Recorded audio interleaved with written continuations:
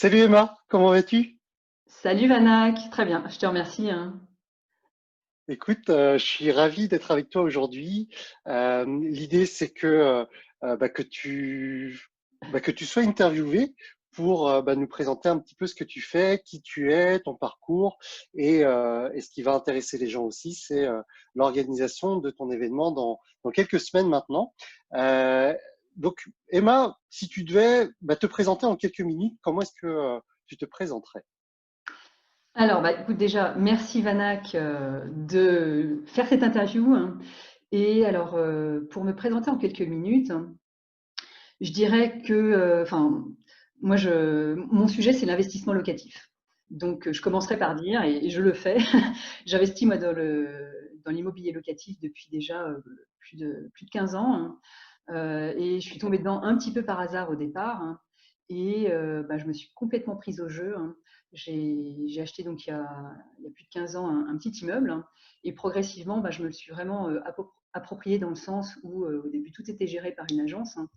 Et puis j'ai eu l'occasion d'abord d'habiter dans l'un des apparts et puis de me dire tiens, on est bien ici en fait tout simplement, et puis progressivement de virer l'agent en fait immobilier, hein, et de louer moi-même les appartements en changeant de stratégie et tout. Donc, tout ça pour dire que je me suis prise au jeu depuis déjà quelques temps, hein. Dans mon parcours, j'ai acheté d'autres petits apparts que j'ai eu l'occasion de revendre aussi, donc j'ai une expérience de vente euh, par ailleurs, hein. Et, euh, et donc aujourd'hui, hein, je veux mettre finalement à profit toutes les connaissances que j'ai engrangées autour de l'achat, la négociation de son, de son prêt, par exemple, comment gérer ses locataires, etc., etc. Mettre tout ça à profit, hein, pour accompagner les gens qui se posent des questions et souhaiteraient bien se lancer dans l'investissement locatif, hein. D'accord. Quand tu dis que tu as commencé il y a quelques années, tu as toujours investi seul ou tu as investi au travers d'une SCI, tu as investi, comment ça s'est passé? Alors, écoute, non, j'ai effectivement investi seule, hein. Si tu veux, à la fin de mes études, même au début quand j'ai commencé à travailler, je suis ingénieure de formation en fait. Ok. Donc, je commençais déjà à avoir un petit salaire d'ingénieur quand même assez confortable. Donc, rapidement, je me suis dit, tiens, ça serait bien de profiter de l'immobilier pour mettre cet argent de côté en fait, hein. Et puis, tu vois, je pensais vraiment à ma retraite et sur du très long terme en fait, hein. Mhm. Euh, et donc c'est ce que j'ai fait. Et je me suis, tu vois, j'avais quoi? J'avais 25, 26 ans. Je me suis donc lancée seule, effectivement. Et ce qui m'a vraiment épatée d'ailleurs dès le départ, c'est que là aussi, je pense que c'était peut-être un coup de chance d'oser voir des banques, parce que quand on m'a parlé d'investir sur un immeuble, alors que j'étais plutôt partie modestement sur un investissement sur un studio, tu vois, pas très loin de chez mes parents, Mhm. j'y croyais pas, cette histoire d'immeuble, hein. Et donc, Mhm. j'ai osé voir une première banque, hein, en préparant bien le sujet, hein. Et quand j'ai compris que cette première banque était plutôt intéressée par mon profil, hein, évidemment, je suis allée voir d'autres banques, j'ai négocié, etc. Mais j'ai compris aussi que il fallait pas hésiter, quoi. Même en étant seule, hein, assez jeune, hein, j'avais très peu d'économies de côté, je démarrais juste dans la vie, hein. Et Mhm. ça paraissait quand même possible d'investir, et c'était possible d'investir, hein. Et du coup, voilà, j'ai pas hésité à y aller, même seule, hein. Et c'est assez incroyable ça parce que connaissant un certain nombre d'investisseurs, c'est rare d'avoir des personnes comme ça. Et est-ce que dans ton entourage, tu avais des personnes qui t'ont poussé à faire ça? Est-ce que tu as eu des personnes qui ont déjà fait, peut-être un oncle, un ami, un Mhm. voisin, je sais pas, qui s'est lancé avant toi? Ou comment est-ce que est venue cette envie finalement d'investir? Non, écoute, c'est vrai que c'est amusant que tu soulignes ça, parce qu'en plus, tu vois, dans ces années-là, c'était 2003, donc les taux d'intérêt étaient extrêmement élevés par rapport à aujourd'hui, c'est Mhm. vraiment incomparable, hein. Donc l'argent coûtait cher, donc faire un emprunt, c'était aussi quelque chose d'un petit peu plus lourd à porter, hein. Mais c'était vraiment l'idée que j'avais que c'était un moyen d'épargner son argent, et puis c'était vraiment l'idée, voilà, je mets de côté, enfin, j'achète un bien, je fais un effort financier parce que bon, les remboursements étaient élevé, hein, et je verrais bien plus tard, je sentais que ça allait être utile en fait pour mes finances. Et en l'occurrence, donc pour répondre à ta question, non, j'avais pas de modèle particulier dans mon entourage, hein. Mes parents sont Mmh. restés locataires jusqu'à l'âge de, ils avaient quel âge? 60 ans en fait, hein. Ils ont acheté leur résidence Mmh. principale à 60 ans, donc c'est possible D'accord. d'avoir un emprunt âgé aussi. Mais donc tu vois, c'était pas forcément l'extrêmement bon exemple dans le domaine, hein. OK, OK. Et donc tu as parlé d'un premier immeuble. Est-ce que tu as une stratégie globale? Est-ce que tu investis que dans des immeubles? Est-ce que tu peux, détailler peut-être ton patrimoine aujourd'hui? Donc la stratégie Mmh. globale, hein, c'est plutôt de voir un package en fait le plus diversifié possible. L'idée, c'est d'éviter de mettre tous ses œufs dans le même panier, comme on dit, c'est-à-dire Mmh. de prendre le risque en fait. Enfin, là, je pense simplement à, à la période du confinement, par exemple. Si Mmh. j'avais tout mis dans la courte durée et basé tout sur le tourisme, par exemple, Mmh. c'est vrai qu'il y a eu 2-3 mois là qui étaient quand même extrêmement compliqués, avec Mmh. des locations qui étaient vides en fait. Donc moi, ma Mmh. stratégie, c'est plutôt au contraire de diversifier, hein, et puis de rebondir en fonction de ce que je peux découvrir aussi au fil du temps. OK, Euh, et donc de varier les plaisirs, on va dire en fait. OK. OK, super. Hem, donc là, on a parlé de ton parcours. Hem, je crois savoir que, donc tu disais que tu étais ingénieur, de formation. Donc aujourd'hui, tu es en quelque sorte en phase de mutation. Comment est-ce que tu te positionnes aujourd'hui pour accompagner les gens?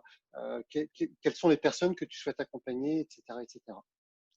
Alors, exactement, en fait, je suis en phase de mutation, hein, avec donc cette activité de coaching dans le domaine de l'immobilier, en fait, hein, qui prend OK, le relais, en fait, hein. Alors, cette activité, du coup, moi, mon envie, c'est vraiment d'accompagner des personnes, hein, qui se posent ces questions sur l'avenir financier. C'est peut-être des personnes jeunes qui se disent, tiens, qu'est-ce que on ne sait pas de quoi l'avenir est fait. Moi, c'est vraiment les questions que je me suis posées il y a 15-20 ans, hein. mmh, Et du coup, ben, préparons l'avenir, hein. Donc, c'est des gens qui ont en général un peu des idées sur l'immobilier locatif, mais qui ne savent pas forcément faire, hein, et qui ont besoin d'un coup de main pour prendre du recul, hein, pour avoir quelqu'un à leur côté, hein, et qui les aide en fait à identifier les étapes suivantes, à identifier peut-être les écueils aussi, parce qu'il y a des choses, hein. L'immobilier locatif, c'est vrai qu'on peut faire de l'argent en fait, du cash flow comme on dit, hein. Il y a aussi des trucs mmh, qu'il faut, enfin, on peut aussi perdre de l'argent, donc il ne faut pas faire n'importe quoi et se lancer comme ça, tête baissée, quoi. Donc mmh. voilà, donc finalement, je suis un peu le copilote du projet de mes clients et clientes, hein. Et je dis clientes parce que ben, j'accompagne en particulier les femmes, dans lesquelles je OK, m'identifie aussi, hein. OK.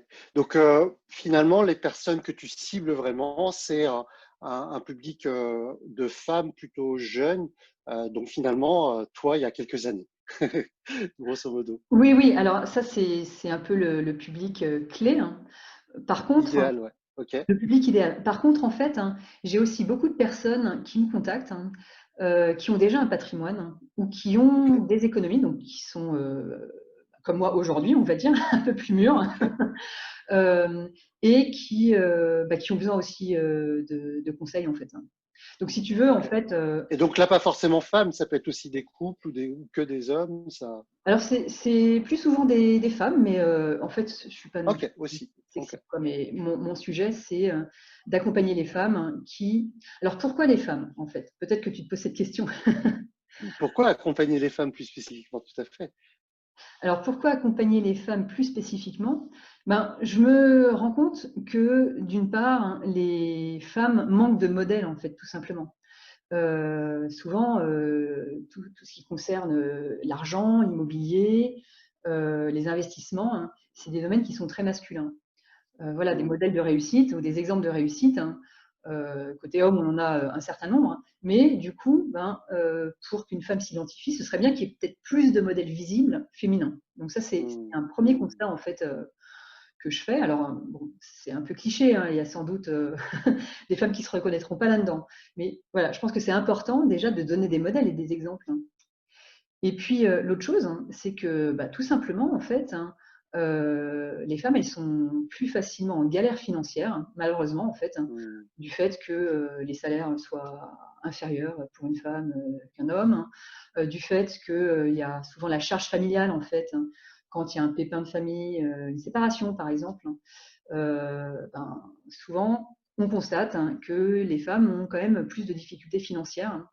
Et c'est là aussi Mmh. où je me dis, ben, c'est pas forcément juste, hein.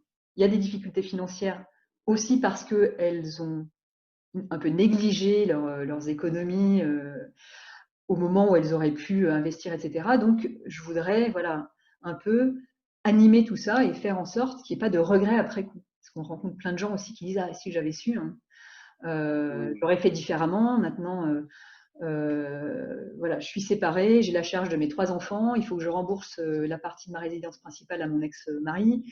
Enfin, il y a souvent Mmh. c'est un peu malheureusement ces modèles qui C'est ressortent qu'on aussi quoi, en fait, hein. mmh. OK. Alors du coup, dans quelques semaines, tu vas organiser un séminaire. Est-ce que tu peux, nous rappeler comment est-ce que, ce séminaire s'appelle et pourquoi est-ce que tu as, entrepris ce projet d'organiser ce séminaire-là? Alors j'ai entrepris le projet d'organiser effectivement un séminaire en live, en fait, en présentiel, hein, sur l'immobilier locatif, hein, Mmh. pour parler justement de stratégie au rendement, hein, de stratégie donc au rendement, OK. dans l'immobilier locatif, hein. Et pour ça, donc je fais venir, 6 autres expertes, donc qui seront à mes côtés sur scène, hein, pour Donc présenter, 6 ben autres expertes. alors 6 autres expertes, voilà, tu notes, OK. bravo, tu notes bien.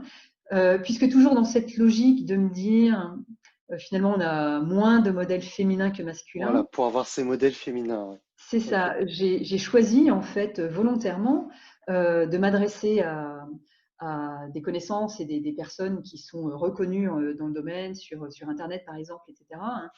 Et j'ai contacté donc, et bien des femmes, hein, qui, ont du succès dans leurs affaires, hein, et qui vont présenter, leur sujet. Donc nous serons que des femmes sur scène, hein, mais des femmes et des hommes, j'espère, vous êtes les bienvenus messieurs aussi, dans la salle, c'est OK. totalement mixte en fait, hein. C'est juste, Donc des intervenantes, mais le public sera mixte. C'est ça l'idée? voilà, c'est ça l'idée, c'est ça l'idée. Le monde est quand même mixte et l'équilibre est important entre les 2. OK. Alors du coup, par rapport à cet événement, est-ce que tu peux nous donner un peu plus de précision par rapport aux dates, par rapport au lieu? Quand voilà, quand est-ce que ce sera et où est-ce que ce sera? Alors donc, c'est un séminaire que j'organise sur, 2 jours, hein, qui va avoir lieu à Paris, début octobre, hein, les 3 et 4 octobre, hein.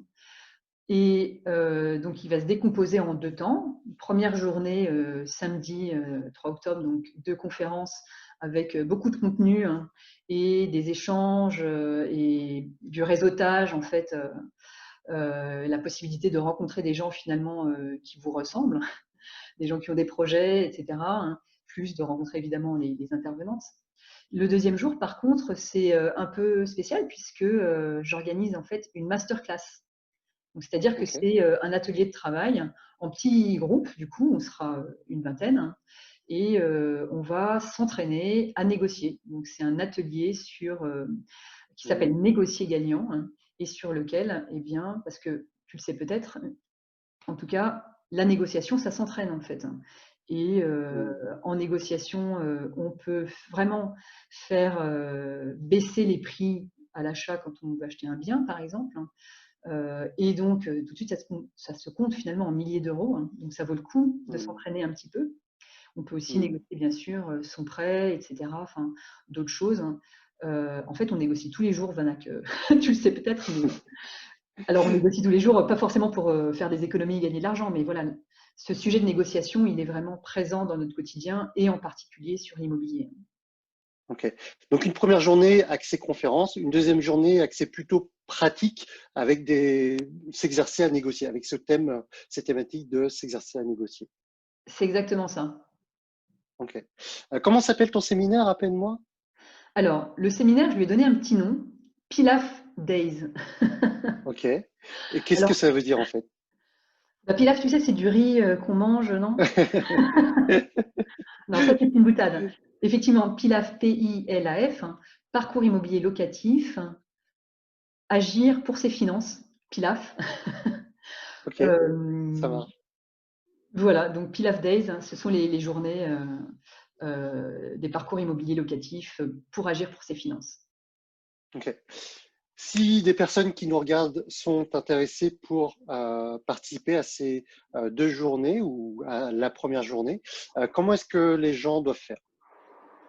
Alors tout simplement, mon site internet hein, est très simple, c'est www.madamepic.com, Madame Ok, Pic, P-I-C, comme parcours immobilier coaching.com. Et puis là, voilà, on trouve les informations sur l'actualité et ça permet de retrouver plus de détails évidemment sur ces 2 journées et puis les informations pour s'inscrire hein, ou rentrer en contact avec moi. ok, super. Emmanuel, est-ce que tu as un dernier mot pour les personnes, pour les spectateurs et spectatrices de cette interview? Eh bien, un dernier mot, moi je vous encourage à réfléchir à votre avenir financier, hein, quel qu'il soit finalement en fait, ça peut passer par l'immobilier locatif, hein, moi c'est ma passion, ça peut passer par d'autres choses, mais en tout cas, je pense que c'est important de réfléchir à où est-ce qu'on veut aller en fait d'un point de vue équilibre financier, hein, euh, passer du temps pour sa famille, pour ses enfants ou pour soi plus tard à la retraite, hein, et s'assurer d'avoir un petit pactole quand même de côté pour éviter d'être déçu par les niveaux de retraite qui nous attendent parce que j'ai l'impression que ça peut être compliqué. Donc voilà, avenir financier avant tout. Super. Merci beaucoup, Emma, pour ton temps et à très bientôt. Merci Vanak, au plaisir, à très bientôt, au revoir.